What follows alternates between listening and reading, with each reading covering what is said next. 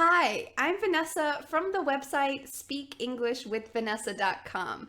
Welcome to the sample conversation video lesson from the course, The Fearless Fluency Club.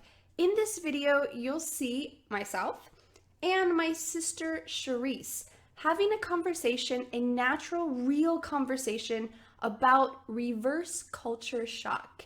If you don't know what this term is, watch the video. If you'd like to hear natural conversations, I'm sure you'll enjoy it. And to analyze and learn about the vocabulary, the grammar, the pronunciation that we use in this video, make sure that you watch the other videos in this series. That way you can more completely and fully understand the conversation and use the English yourself. To join the Fearless Fluency Club, you can click the link here in the description or up here at the top, the little I in the corner. Thanks so much, and let's get started. Hi everyone, I want to introduce you to my sister Charisse. Hi everyone. So today we're going to talk about a cool topic, reverse culture shock.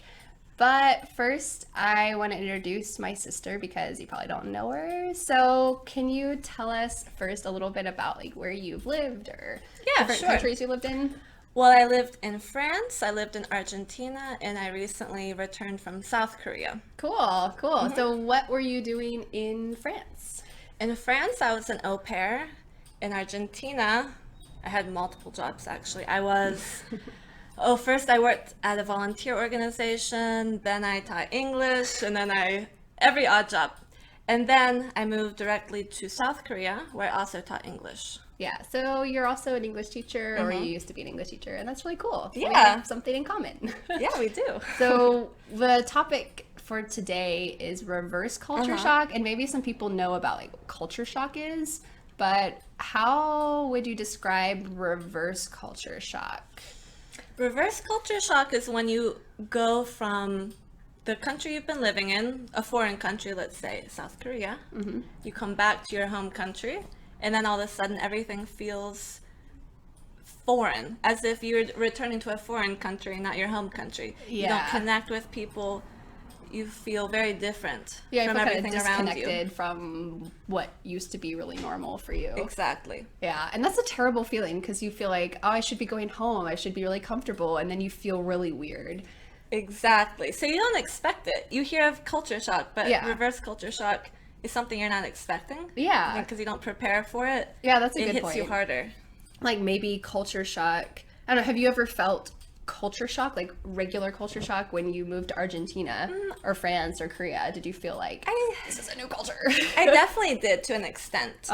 It wasn't because you were preparing for it. You know you're going to another country, you're gonna feel discomfort of some sort. Yeah.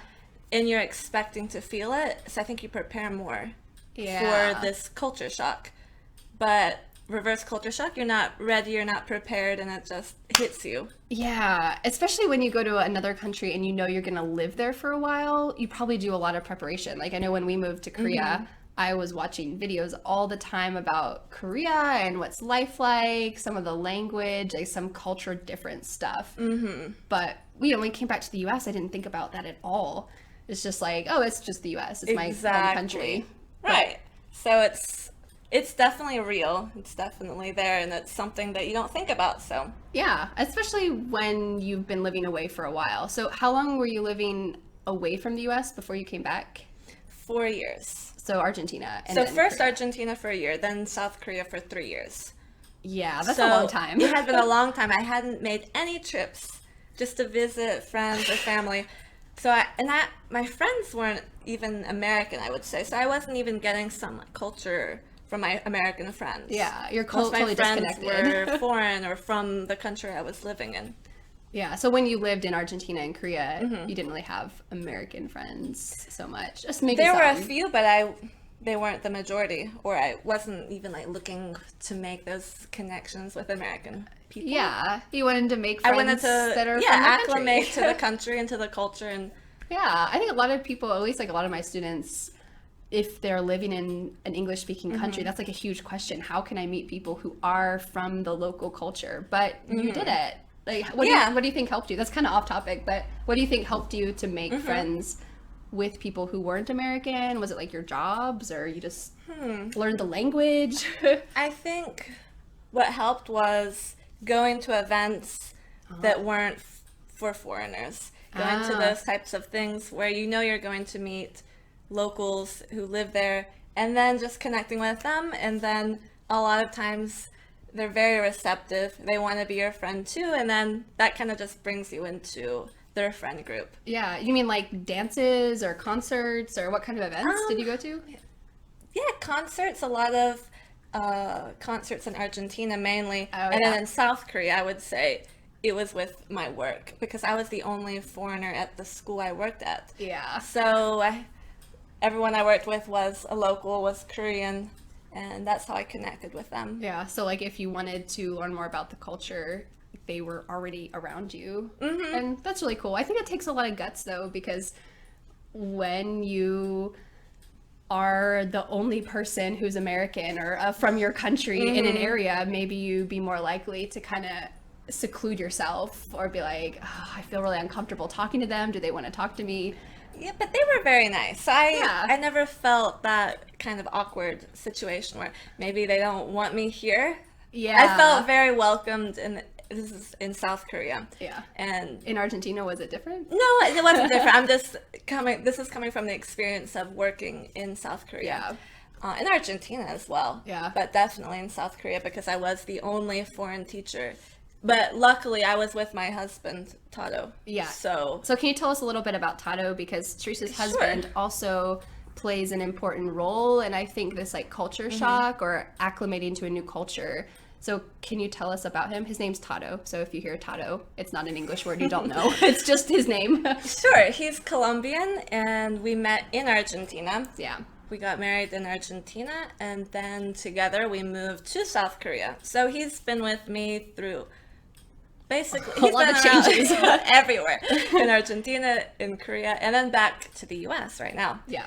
And I think he's really helped me acclimate better, just because I have somebody who's been with me through all these experiences, and if no one else connects with me, I know he will, and I know he'll understand what I've been through because he's been through it too, and we can kind of hash it out together. Yeah. So that has helped a lot. I think that makes a big difference too, because I know when I've traveled alone somewhere and then I came back to the US, no one understood what I'd seen or the cool experiences, so I felt really lonely. Like, there's no one I can talk to about this, and if I said like, oh, I went here and I went there and this was really cool, and oh, and in Germany it's like this, they'd just be like, oh, that's really cool. And maybe they thought it was cool, but they just can't get it. Yeah. Right.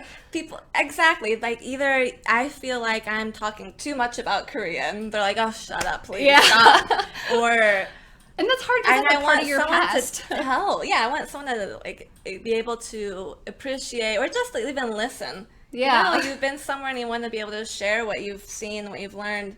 Yeah. So we're like grandmas. We want to just tell our stories. Exactly. So it's really helped having Tato around. Yeah. And being able to and I think there's something connect with him stronger just because we've been everywhere together. Yeah, you guys have like a closer bond because you've been through a lot. Right, right. And I think there's something, what was I going to say? There's something cool about, you guys' relationship too that we haven't mentioned yet, that part of that reverse culture shock that we'll talk about in just a second is like a language thing, going from not being in an English speaking country to being in the US where there's English everywhere, but you speak Spanish. So can you tell us a little bit about like your language experience with him? I think this is so cool. Sure. Well, before I was going to Argentina because I wanted to learn Spanish. Yeah. And I met Tato, and when we met, we didn't speak Spanish immediately together. We spoke English. He also speaks perfect English. Yeah. But then, as time grew on, I was getting more like, I really want to learn Spanish, and like, let's speak Spanish together, and which is actually really hard, especially with a couple, with a pair, to be like, okay, we're gonna speak only and change languages in the middle of your relationship. Yeah, but we somehow have managed to do that. Somewhat successfully, I would say. Like, we speak Spanish almost, I would say, 90% of the time. That's awesome. Which is really good. It's helped me a lot. It's helped our relationship. I don't know why. Yeah. But I mean, that's part of like his native language though, so maybe for him too, like he can connect better. I agree. I think it has to do something with that. All around, it's been great. So yeah. And that's really cool that like you have that connection, but like coming back to the US, if you didn't want to speak English, you could speak Spanish together. Right. Oh yeah, I didn't mention that. So when we came back to the US, and I felt like everyone's listening to my conversations, and it was just uncomfortable. I didn't want to speak out loud because I thought everyone's listening to me. Yeah. And so we would speak in Spanish everywhere. But then again, also, there's a lot of people who speak Spanish, so it's not doesn't work all the time, but you know, kind of an illusion. You feel like you're speaking a secret language. Yeah. And I think that's a good kind of segue to the next thing of like, when have you experienced reverse culture shock? So like coming back from the Argentina, Korea experience to the US. Like, did you experience any of that? Definitely. I felt kind of like a longing for the Argentine lifestyle I had when I was in Korea. For at least a few months, like, we can just go out to all these restaurants and they have a lot more varieties of food. So that was hard. Maybe public transportation, although Korea also has fantastic public transportation. It just it stops at a certain time, so you have to know. Argentinian transportation went longer? All night. All day, 24/7. Whoa. So you didn't have to think, okay, I gotta go home now. Yeah. But, so there were some things that I missed about Argentine life. That weren't in Korea. That didn't exist in Korea. And also, at least in Argentina, I understood what people were saying and I could communicate. Even though it wasn't my first language, at least I could communicate with people. That makes a huge difference though, like connecting with the culture. Right. If you can understand the language. I know, it opened a lot of doors. So when I went to Korea, I felt very like closed. I couldn't communicate with anyone. I didn't really know what was going on. There's a lot of cultural differences too. But eventually, you know, you adapt you adapt to any circumstance, right? Yeah. So I was able to adapt to living in Korea. Yeah. And then like you probably learned some of the language, like enough to read or enough to like I could read minimally communicate. Also, yes, communicate with the students, communicate with my coworkers, who sometimes some of them spoke English. But anyway, so when I went from Korea to the US, there was like another level of culture shock just because America was my home country. Yeah. And then all of a sudden I felt like a foreigner in my own country. That's like a really weird feeling. And I still feel that way to an extent. Not as strongly as when I first arrived. Yeah. And how long have you been back now? Sorry to interrupt you. I think it's been 4 months. 4 months? That's not long. Because I came in March 1st of 2016, so yeah, March, April, May, June. Yeah, about 4 months. So it's still fresh. Yeah, it's still fresh, but it was definitely hard the first month. Yeah. So what did you experience? Like, tell us about that first month, if you don't mind rehashing those. Sure. I'm trying to think of some very good examples. When I first arrived, I arrived in Jackson Hartfield Airport, which is in Atlanta, which is one of the biggest airports. And I just remember arriving there and all of a sudden hearing everyone speaking English and just like the interactions between the workers in the airport and the interactions with them, with like me and Tado, and it just felt so strange. It's like, I don't know how to explain it. That's the thing about reverse culture shock. Yeah, you can't it's just really a strange explain feeling it unless you've experienced it, and maybe you can prepare for it. But some other examples, I remember going to get a cell phone in the US, and that just, I wasn't prepared for so much social interaction. Like in English or in English. I think that's what it was. Just like there's so many people, and I kept feeling like people were listening to me or like watching me strangely, because in Korea, people would look at me at least notice there's a foreigner. Because you're not Korean. Right. And so I guess I assumed that people were still doing that, although now I'm not standing out as a foreigner. Yeah. But I still felt like these eyes were watching me, and I felt really it just was a strange moment of life. Yeah, and you realize like you do look like other people here. And I realized I'm not actually standing out like I was in Korea. Not special anymore. Not special. That's okay. So like, even though that's something negative, I think reverse culture shock in general is something negative. Like for me, it's like nitpicking small things about American culture, because that's like our home culture, that I didn't nitpick about before. Like a big thing that got me, I don't know why this was a big deal, but for some reason when I came back from France, living in France for a year, for some reason it really bothered me that people mowed their lawns. Like when I saw people mowing their lawns, like it's such a waste. Like, why don't you just grow something else? Or why don't we have something else here? Like, why are you mowing a lawn? Or why are you using 100 grocery bags? Like, just bring your own bag. Don't use these plastic bags. That's something I don't understand either. Yeah, if it's like such a small thing that shouldn't bother me. And I feel like I'm a pretty generally like easygoing, or like little things don't bother me like that. But I think it was reverse culture shock, that like comparing it to good things from the culture that I came from, and being like, oh, why is my culture like this? Oh, I'm like so pissed off about it. Right, and you realize, well, they don't know that maybe it's better to bring your own bag, bring a little cart, like, and it just isn't part of the American culture at this point. Yeah. Another thing about grocery stores is there are so many options. I realized this is why we have a problem with obesity. Maybe. I mean, it could be the fact that you have 100 different types of cereal to choose from, or I don't know how many types of cereal there are. Too many. Like, and then just, I want to buy milk. Why do I have to choose from 20 different types of milk? Why are there so many options? There shouldn't. It's overwhelming. I just. Like today we went to the store to look at coconut oil, and it's a small grocery store, and there's what, like 30 choices, 20 choices? Like, Americans have a lot of options.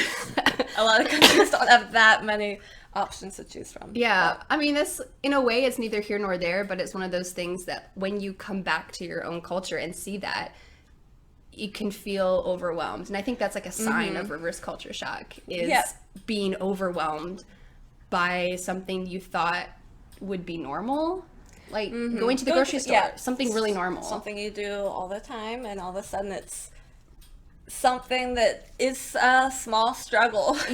Choosing what you want to eat, and do you think that reverse culture shock is like avoidable? Is it possible to make it any better than it is? And this could apply to culture shock too. But like we already said, I think we kind of prepare for culture shock. When you go to a foreign country, you prepare more. Right. So like reverse culture shock. I don't need to prepare. I'm going back to my home country. I think there are certain things you can do to prepare for it. I don't think you can completely avoid it. But at least know that these things are going to be issues for me. So what can I do to ease the difficulty? For example, public transportation in Korea is fantastic. I never drove a car. I biked, I took the bus, or I took the subway.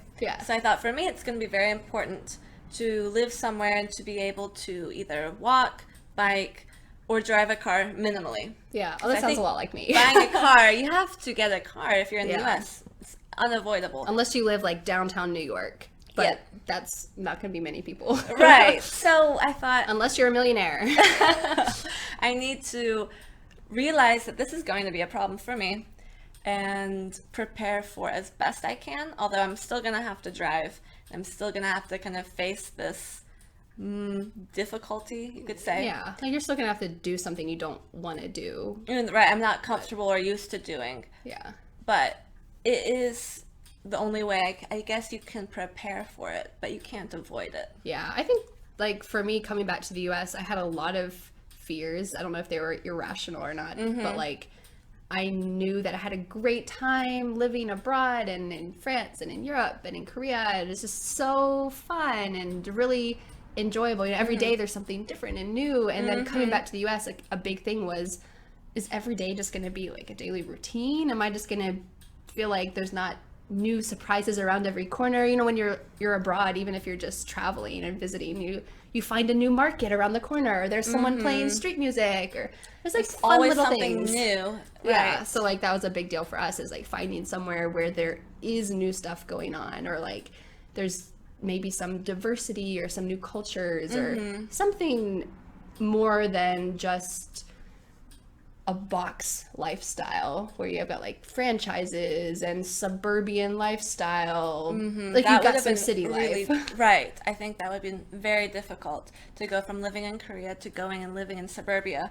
Where you Yeah. have to drive 20 minutes just to go to the supermarket. Yeah. And there's nothing really going around where you're living. That would be really hard. Yeah. So I think that's something that was a priority for us. It seems like for you guys too. Right, Live definitely. close to the city. Yes. I think I realized I like living in bigger cities. And Yeah. it's going to be really difficult to go and live in the countryside or live in a little neighborhood Yeah. really far away from everything. Yeah. So, And maybe, you know, that's something that could happen in the future. I don't know. I would like to have a garden, or I'd like to live. It's maybe more idealistic, but at the moment, it's not really something that I want. So maybe in the future. But I think that's an important point, like knowing what you want. right. Everyone wants something different. Yeah. Something, they have their own, what's important to you is different than what's important to me Yeah. than somebody else. Yeah. So know what you want and And taking some time to analyze that. Like, what do I like about living where I'm living now? Like in Korea, you really like transportation. So how can I make that happen in my home country? Or like for me, I liked having little surprises around every corner, and it's not going to be exactly the same. Like it's not a foreign country, but how can I make that happen somehow, or find the right place?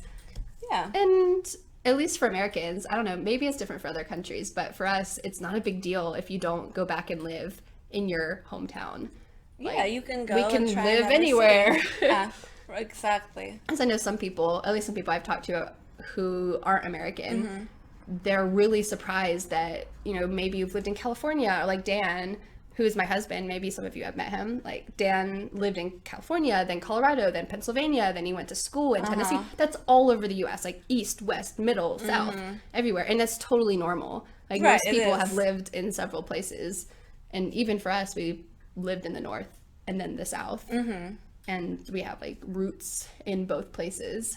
Yeah, so I feel like it's hard to come back and feel super connected immediately. Yeah. That's not going to happen. Yeah, but that's okay. I think like knowing about it, that's probably the biggest thing to avoid it, is like being knowledgeable that you might feel shocked about it, and how to kind of avoid that, or just have more patience with yourself.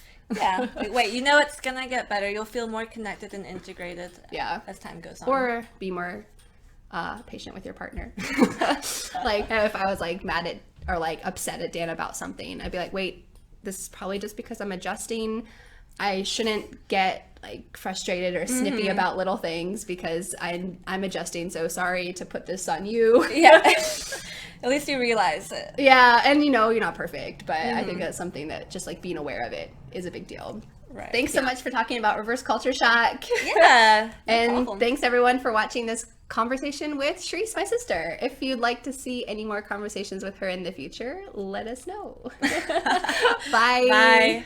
Thanks so much for watching this sample conversation lesson for the Fearless Fluency Club. I hope you learned something new, and if we were speaking too quickly, if there's some grammar you'd like to learn about, some vocabulary or pronunciation you want to improve for yourself so that you can use it, I recommend watching the other videos in this series, the sample videos for the course, the Fearless Fluency Club. If this is a good fit for you, I recommend joining our club where you can get lesson sets like this every month. You can click here to join the club, click up here, there's a little I in the corner, or in the description below. I'm really glad that you're here with me, and I'll see you later. Bye!